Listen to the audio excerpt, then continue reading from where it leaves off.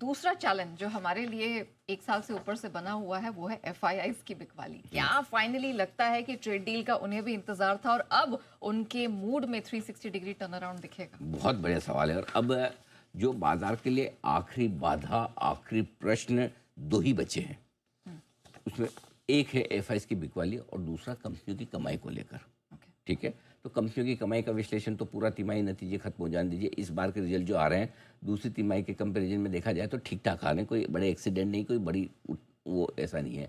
लेकिन अब इस तिमाही के बाद, नतीजे के बाद और ट्रेड डील होने के बाद नेचुरली आप ज़्यादातर प्रमोटर से एक कॉन्फिडेंट कमेंट्री सुनेंगे।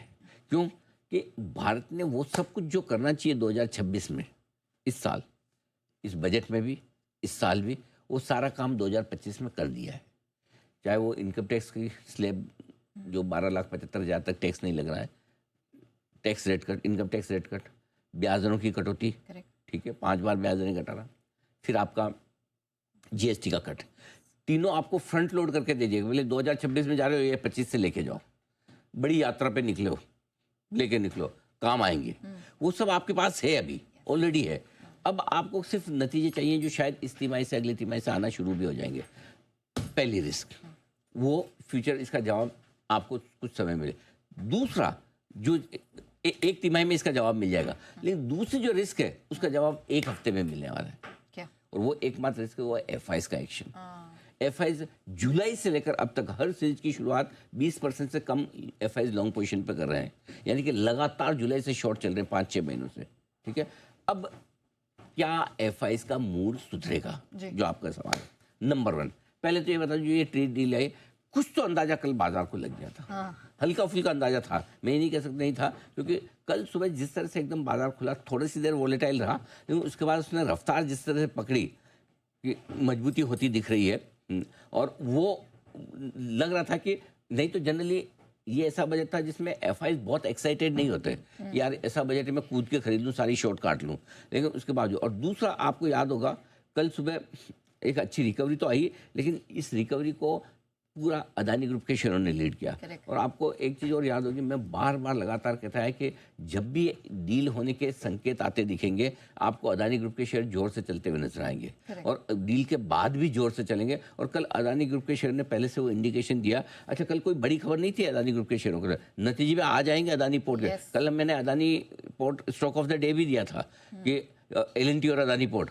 आज देखिए दोनों ही स्टॉक के लिए ट्रेड डील वाली खबर बहुत अच्छी है। तो कल ही एक थोड़ा बाजार ने सेंस तो कर लिया था कि कुछ अच्छी खबर आनी है। अब कई बार ये होता है ना, आपको मन में वाइब्स आती है, हाँ आज मेरा दिन अच्छा, समथिंग, वो एक आपको है ना, वो फीलर्स आते हैं, है ना। और एक ऐसा है, सुबह उठते ऐसा लगता है, हे भगवान पता नहीं आज ऐसा क्यों लग रहा है, एक दिन खराब होगा, नेवर माइंड टाइप। हाँ।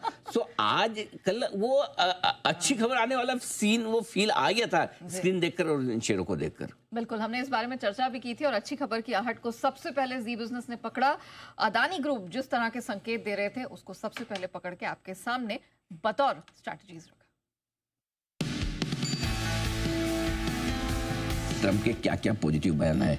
नंबर 1 जो हमारे काम का है, उन्होंने कहा भारत के साथ एक अच्छी और जल्दी ये ट्रेड डील करने का है। जल्दी भी करने जा रहे हैं और अच्छी भी करने जा रहे हैं, यानी कि ट्रेड डील होगी, जल्दी होगी और अच्छी होगी।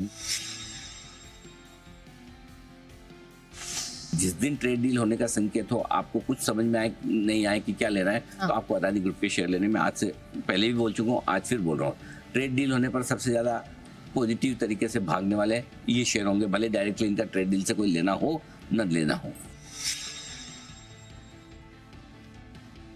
अदानी ग्रुप के share specially led by Adani green energy, इस ग्रुप के शेयरों में सारों में सबसे मजबूत आज अदानी ग्रीन एनर्जी 2.5-3% मजबूत है। और सारे स्टॉक पर ये किसी अच्छी खबर आने के इंडिकेशन दे रहे हैं।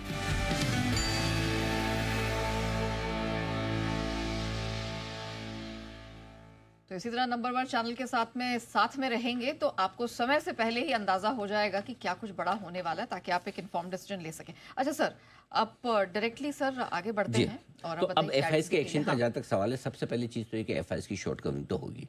खरीदारी की बात हम सेकंड स्टेज में जाएंगे, पहले शॉर्ट कवरिंग की बात करते हैं। जमकर शॉर्ट कवरिंग होगी और ये शॉर्ट कवरिंग होने के बाद अगला ट्रिगर आपके लिए होगा कि क्या एफआईज खरीदारी के मूड में आएंगे। ठीक है, ये अब इस हफ्ते आपको ब्रॉडली अंदाजा लग जाएगा कि एफआईज खरीदारी के मूड में है या नहीं, क्योंकि एक आपकी शुक्रवार को आरबीआई की पॉलिसी भी है।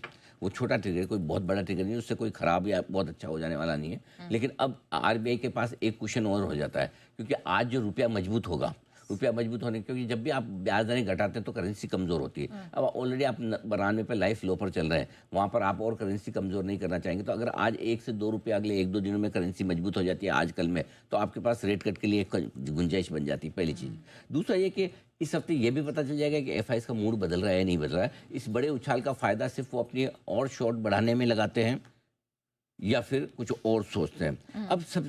अब अभी तक एफआईज शॉर्ट पे चल रहे थे, लेकिन इस बजट के बाद एफआईज के लिए एक नुकसान वाली बात और भी हुई है, एसटीटी की कॉस्ट बढ़ गई। तो जाहिर सी बात है कि आप रोल ओवर करते हो तो आपकी रोल ओवर कॉस्ट भी बढ़ती है, और आप ऐसे में नेगेटिव साइड पे शॉर्ट रोल ओवर बहुत ज़्यादा करना नहीं चाहेंगे। भारतीय बाजार पिछले साल एमएससीआई इंडेक्स में सबसे खराब रहे, और पिछले 20 सालों में ये एक ऐसा साल था जिसमें सबसे कम परफॉर्मेंस आई है भारतीय बाजार, मतलब सारे मार्केट, ग्लोबल मार्केट के मुकाबले में हम सबसे खराब रहे।